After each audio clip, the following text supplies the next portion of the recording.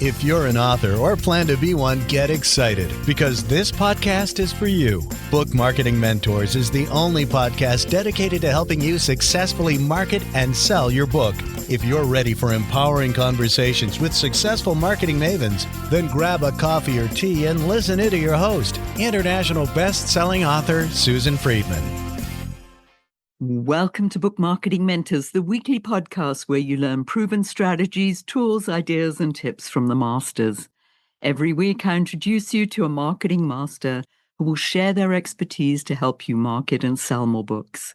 Today, my special guest is Amber Gaige. Amber is a third-generation entrepreneur, a certified StoryBrand guide, international best-selling author, and an outside-of-the-box marketing strategist. Amber isn't just a marketer. She's a powerhouse of strategic brilliance and proven success in navigating the challenging landscapes of competitive industries like manufacturing, home services, and technology. Amber, it's an absolute pleasure to welcome you to the show, and thank you for being this week's guest expert and mentor.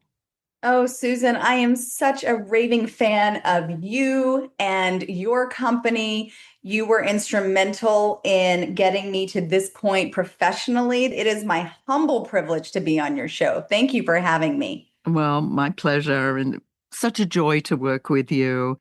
And what I'd love to do here is to tap into some of your strategic marketing brilliance, because so many of our authors, you and I talked a little bit before we went on the air, is that they have a book, but they don't necessarily know how to use it and to use it to help build their brand and their business.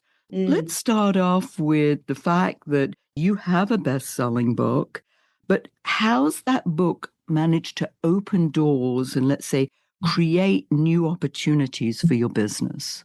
It's been instrumental, Susan. Having an international best-selling book gives you an authority and a basis for people to trust you. It also provides an on-ramp for new customers to understand what makes you as an author, and many times as a nonfictional author, as a business owner or a business coach or what have you. It helps them to understand what makes you unique so that they develop trust and alignment with what you bring to the table. For me, having an international best-selling book led to opening doors for speaking opportunities. It led to new client acquisitions. It led to the opportunity to build trust with those who have been burned by marketing that was ineffective previously. If you want to establish yourself as an authority in your field, having a book is really, I think, a foundational principle. And how has that positioned you, let's say, within the industry? You've got three industries you work with: manufacturing, the home services, and the technology. How has it actually positioned you within any one of those industries? It's positioned me as an industry leader and a guide for people who are trying to make money and simplify and improve their marketing results. I think when you have industries that are inundated with offers for marketing specifically, like home services, for example, when you have a book that makes life better for your clients by demystifying the principles that they hear about every day, then they are able to place their trust in my company because they know that I have a proven system that has been adopted internationally and used again and again to produce the results that I am promising my clients to produce. I love the fact that you talk about it from an international perspective because, yes, your marketing strategies can be used anywhere in the world. Specifically, Yes. let's say, in the industries that you niche yourself in. I love that because I don't know that many authors often think about the international component versus just thinking maybe within the continental US. There is so much opportunity, even if you don't desire to implement your services at an international level. Why not be available to consult on an international level, right? I think so often in our desire to be niche down, we often overlook opportunities that are really within our grasp. Let's rewind the clock a little and look at, you launched your book, what is it, about a year ago now that we did that? I think so, Yeah, perhaps I a little can't even longer. remember. Yeah, Time I goes so know. quickly. Let's say it was a year ago. How did you use that marketing expertise to, let's say, launch and promote the book? What was it that you feel you did that really sort of pushed you over the edge, that tipping point? I believe that my foundational understanding of marketing and sales funnels are what pushed me over the edge, Susan. So, when you are marketing your brand or your product, it is a numbers game. Understanding that from the beginning, I was committed to creating tools and marketing channels that would propel the sale of my book forward, knowing that I needed to have a basic landing page that outlined my book, understanding that I had to make it easy for people to buy my book either on Amazon or from me privately, creating a outbound email campaign thanking people for purchasing my book and offering them consistent tips and insights from the book to keep them engaged in the concepts, and then eventually ask them for a call to action to do business with me, really were part of propelling me forward. So, in a nutshell, Susan, it was about creating a comprehensive and consistent sales funnel that would promote the sale of the book and maintain communication with my target audience. There's several things that you've said there that I'd love to even tap into. And one of them is the fact that it's a numbers game. And marketing, as you know, having been in it for so long, it's an inexact science. One day it works one way, another day it's going to work another way. It's always that you can't guarantee that you're going to get the same result each time. So let's Mhm. talk about some of the tools that you used in this sales funnel. Can you take us through a little bit of that to help our listeners, some of the things that they might be able to do as a result of your brilliance and what you did successfully and what worked for you? Oh, I'm happy to share that. Yes. Well, as you know, there are a plethora of platforms where a landing page can be built. Of course, if anyone wants to reach out to me, my team and I are always happy to create a landing page and a sales funnel for your listening audience. But creating a basic website should really consist of a few things: an about you page so that people can fall in love with you, a checkout page so that people can buy your products or services, and a form fill so that you can create a database of a target audience. Those are some very simple ways that you can make your presence known online. Creating a social media corresponding page and group for your reading audience is another excellent way to create an audience and a group to stay connected to. That's easily done on Facebook. And then consistently posting on platforms like LinkedIn and Instagram and YouTube video content so that people can find you organically online and understand what you have to share through brief video content. 15 to 30 seconds is incredibly valuable in today's marketing world. And it's so simple to do because I think so often we think it has to be perfect, and it really doesn't. And I think so often we think that we have to have all kinds of different content and fresh ideas, especially as authors. But we can really repurpose so much of our content easily these days that inaction is where we fail. If we simply devise a plan and repurpose the content that we already have, we can go very, very far. Very much. I love that. I mean, repurpose, that's one of my favorite things to do. to cut, dice, and slice your information, because your book, I mean, is just chock full of tips and articles and you name it. There are multiple things that you can do. So repurposing what you've already got. Mm-hmm. And that consistency, I think this is something that often people, they try a few things and then they don't see any result. Then they get disillusioned. And then it's like, okay, now what? What's the next shiny object? Rather Mm-hmm. than, as you say, you plant your seed and you nurture that seed. You know, you water it and you do what you can so that it's going to grow. And so I Yes. love the keeping in touch with people and putting out information and making people see, hey, you're an expert here. Mm-hmm. And I think that we have to be very aware of what our expectations are. And those expectations are really what help us to determine the correct platforms to promote our books. If your expectation is to grow an audience for the sake of business consulting, then you need to think about having your own online group. Perhaps you should think about turning your book into a course as well. If your expectation is to simply sell your books in bulk, well, then I know you, Susan, have a fantastic program for doing just that. So making sure that the tactics match the expectation is probably question number one that every author should answer in their own mind. I love that you say that, because often people are not even sure that they know what it is that they want to achieve, other Mm-hmm. than, I want to sell my books. Well, Mm-hmm. there's more to it than just that. I mean, you're selling information, you're selling you're selling your expertise, and that's got to come out and not hide behind the book, which I think often authors do.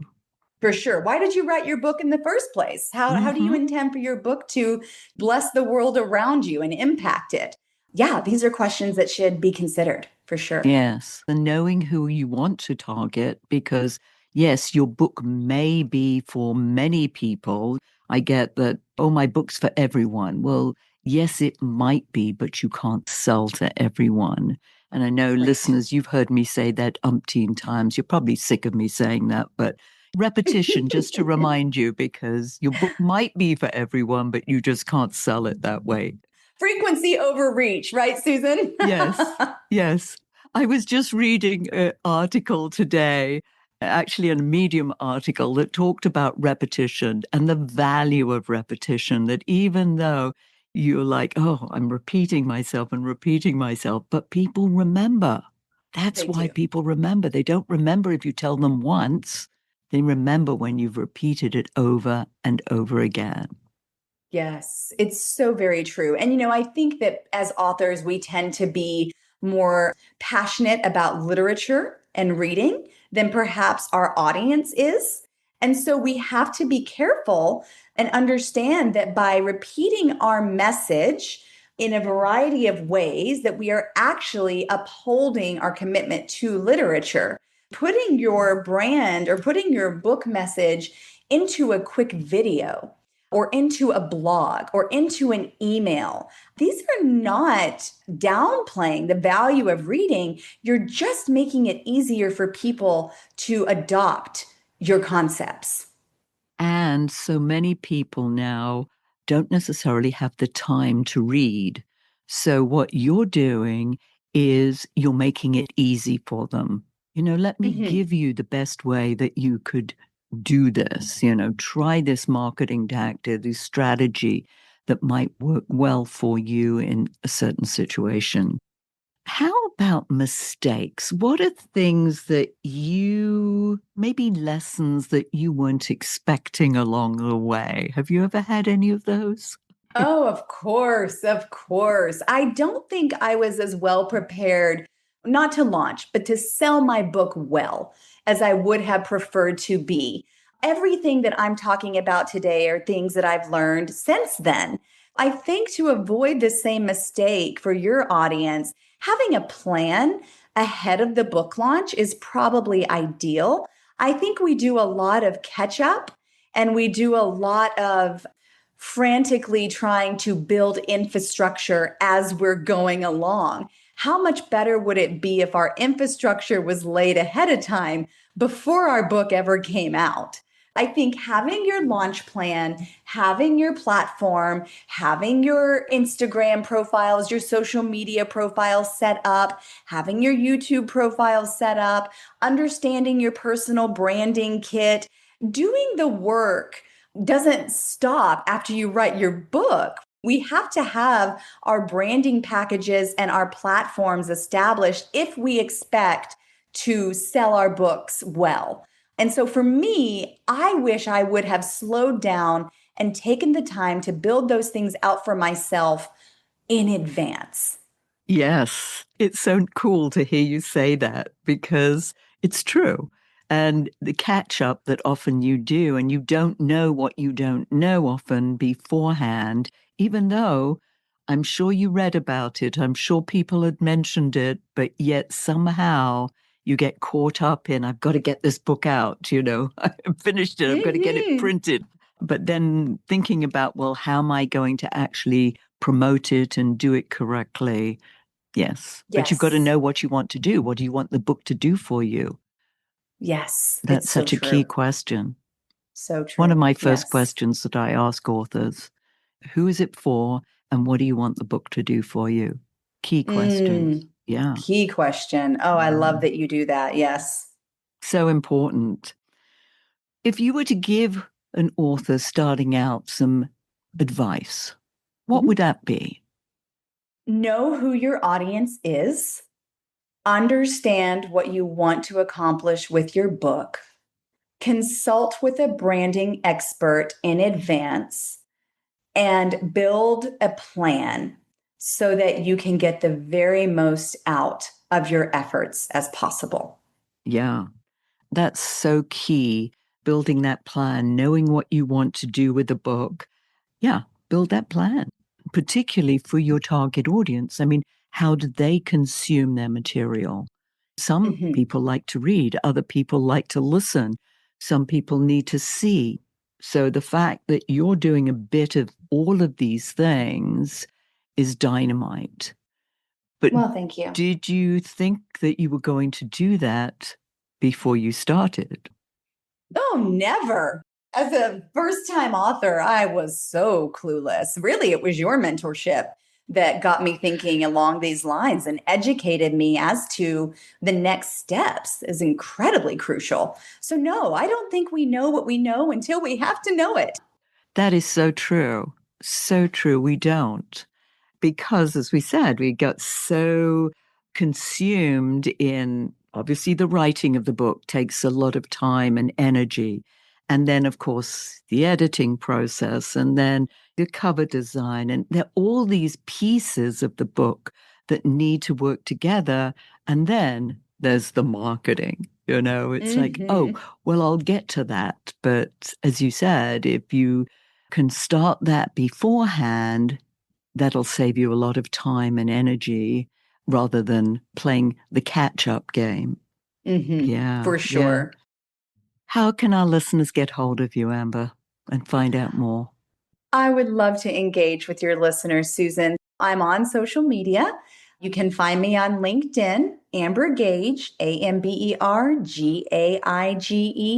My company is Far Beyond Marketing, farbeyondmarketing.com.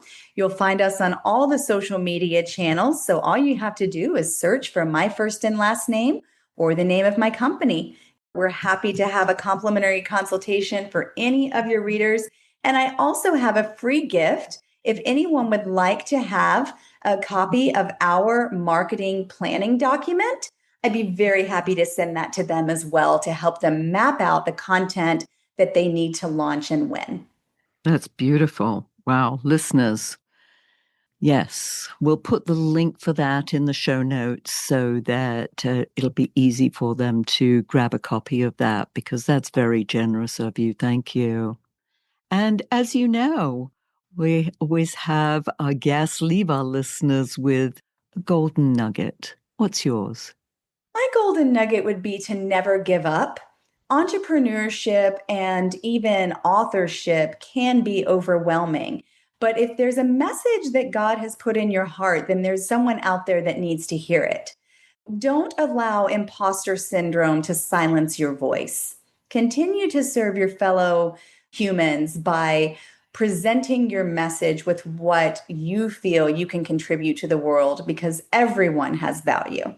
Oh, you must have read my last articles all about the imposter syndrome.